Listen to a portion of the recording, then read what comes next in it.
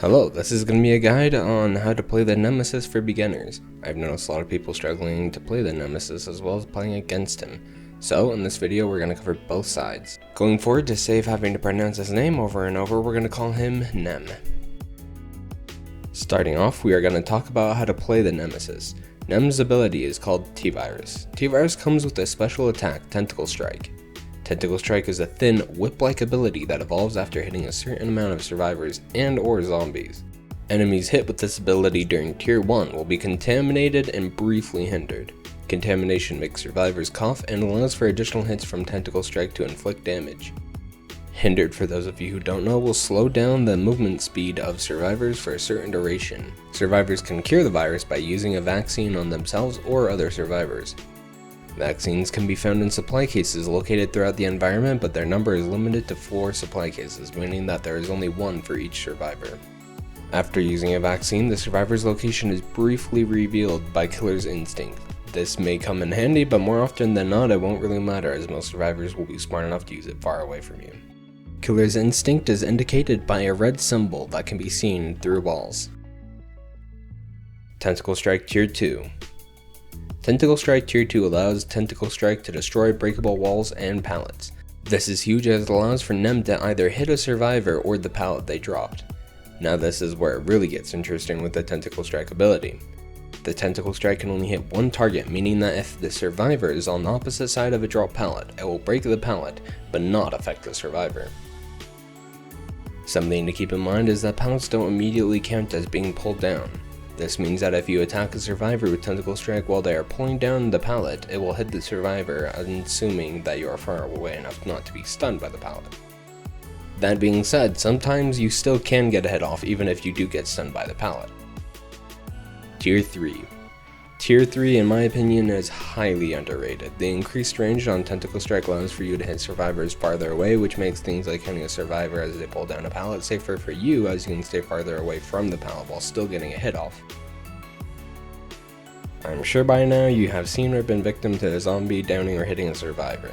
As Nem, zombies can be seen throughout the map in a white outline. Whenever a zombie starts to go for a player, they will raise their arms up and walk in the direction of that player. Though there are only 2 of these zombies, they can be crucial as a way of zoning and locating. Zombies that are close to generators can keep players off of them and even block off certain loops. Hitting Tentacle Strike. Landing Tentacle Strike on a survivor seems to be where most people run into the most problems. Though the ability has a good range, a line where it hits is fairly thin. Because of that, survivors can avoid it somewhat easily by going left or right when they see the strike coming. To counteract this, getting close to a survivor can help you but also hinder you. When you get really close to a survivor and use Tentacle Strike, they can try to do a loop around your character, and this is where a hidden little stat comes in. See, the Tentacle Strike doesn't immediately go away after landing. The line it creates will stick around for about 0.4 seconds, which doesn't sound like a lot, but it can be the difference between getting a hit or not on a survivor. The best way to utilize this I have found is when a survivor is trying to zigzag in front of you. Meaning the middle where the survivor will line up seems to be the most effective way of hitting them. On top of that, if it does happen to miss, then if they continue zigzagging, they can zigzag right back into the ability while it is still temporarily up. Perks. Nemesis comes with 3 new perks: Lethal Pursuer, Hysteria, and Eruption. Lethal Pursuer. At the beginning of the trial, the aura icons of all survivors are revealed to you for 7, 8, or 9 seconds depending on its rank. Hysteria.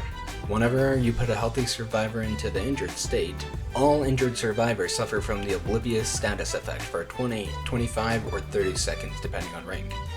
Hysteria has a 30-second cooldown. Eruption. After kicking a generator, its aura is highlighted in yellow.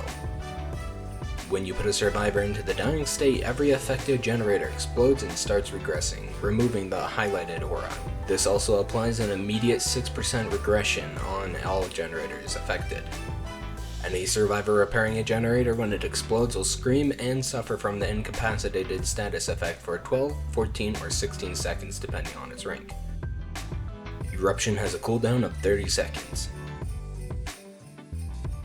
What perks I recommend? First off, this is a beginner guide, so I'm not going to cover any perks that come from killers that require money to get. Lethal Pursuer. You have this by default as Nemesis, and it's a great way to know where to go when the match starts. Eruption or Hex Ruin. Eruption is a nice way to start regression on generators, and the incapacitated effect slows down any progression if survivors are on gens. Hex Ruin is a perk that comes from the Hag, and it makes so that any generator that isn't being worked on will start to regress. Since it is a hex, it means it will go to a totem, and it can be disabled by survivors, meaning that where it spawns and if survivors find it is up to RNGesus. Though the reason I recommend this is because you aren't wasting time kicking gens like you would be if you're running Eruption. No one escapes death, or more commonly known as NOED. Because Nem lacks map pressure, gens can be done fairly quickly even with Eruption or Ruin. No one escapes death activates once all generators are done and there is at least one dual totem. No one escapes death activates and lights the totem. Your movement speed is increased by 2, 3, or 4% depending on what rank the ability is. Survivors suffer from a permanent exposed status effect. Exposed means that you will down any survivors in one hit despite their health state. Tinkerer. Whenever a generator is repaired to 70%, it triggers a loud noise notification and you are granted the undetectable status effect for the next 12, 14, or 16 seconds depending on rank. Undetectable status disables your terror radius and your red stain. This is a sort of 2-in-1 for Nemesis. Being a tall boy, like Lady Dimitrescu kinda tall, makes him really visible, so being able to add an element of surprise can be a massive help. As mentioned before, he doesn't really have great map pressure, so this also allows him to find and slow down generator progression. Add-ons. This is a beginner guide, so I'm not going to go too into these, but just know that the zombie detection add-ons are some of my favorites, as they allow for you to find survivors quicker and ensure that you are never stagnant. Closing thoughts. All in all, I love Nemesis, but having another chase killer is just not that much fun for anyone.